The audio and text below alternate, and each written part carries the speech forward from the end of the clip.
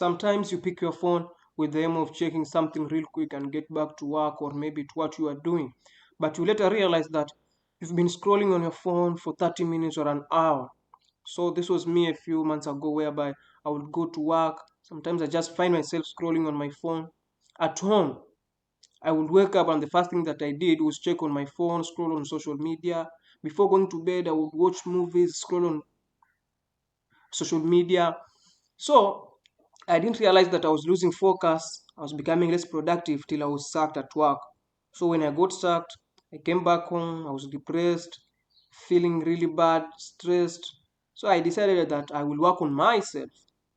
Now, at this point, I didn't realize that I was addicted to my phone. I just said it's normal for someone to use their phone because you have to use your phone. And later I realized that I was using like 5 hours on my phone each day, scrolling on social media or maybe watching movies. And an average person spends 3 to 4 hours a day on their phone. So I said maybe I wasn't disciplined. For me, I said I was the problem. But I later realized that even though I was the problem, it was a trap because most of these apps are designed in a way whereby once you start using them, it's easy for you to become addicted to them if you are not that keen. Let's take a good example, TikTok. If you watch that first video, the dopamine hits you, you go to the second video, and with time, you'll just find yourself scrolling on that app for like 4 hours each day. So I decided to check my friends to see if there was anyone who would help me. But I realized that I had lost friends actually because most of the time I was with my phone. So now I decided to do something about it. I went to Google and research, and that's when I realized that I was addicted to my phone because I'd become less productive. When I wasn't with my phone, I was anxious actually. I couldn't even focus well when I wasn't with my phone. I realized that I wasn't sleeping well. I was not talking to my friends that much. So I said I'll check on how to stop my phone addiction. So I went to Google and got 3 steps that I used to break my phone addiction, although it took me more than 4 months to break my phone addiction. So here are the steps that I took to break my phone addiction, though it wasn't easy. So the first step that I took was to make my phone boring. I decided to turn off all those notifications because for me, I believe that if it's important, they will call you. The second part of that, I decided to delete all those apps that were addictive. And the first one was Netflix because I would watch movies like 5 hours a day. The second app was TikTok. And then I deleted Instagram and Facebook. So I later found myself not using my phone that much because back then I would just pick my phone, see those apps, and tap on them. But now that I had deleted them, I spent less time with my phone. The third thing that I did, although I thought it wasn't affecting me, was to switch to grayscale. I later realized that some colors trigger dopamine, so I decided to make my phone dull. And at times I will see my phone less exciting, less appealing. I just check my phone and say, let me just leave it here.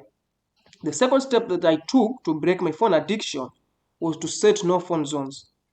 The first one that I did set was to say there are no phone on in bed. So when I go to bed, I decided that if I don't feel like sleeping, I'll listen to music or maybe write something, journal on what happened during the day or reflect on how my day was or if I was productive or not. So with time, I just found myself spending less time with my phone, and I wasn't able to do it at the first days till I decided to keep my phone on the sitting room when I was going to bed. The second thing, I decided to say that there are no phones during meals. So when I was eating, sometimes I would just stay there with my phone scrolling. So I decided to set a no phone zone on meals. So if I felt the urge of talking to someone or interacting with someone, I'll talk to the people that I was with on the table. The third thing was to not pick my phone the first 10 minutes after waking up.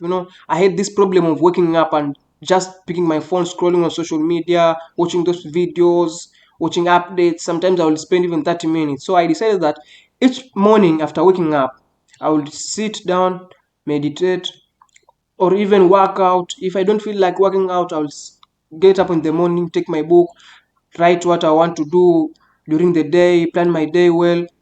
All the time, I realized that I wasn't that much attracted to my phone because I realized there are things that I could do that could make me busy and become more productive. The third step that I took was to replace and not just to remove.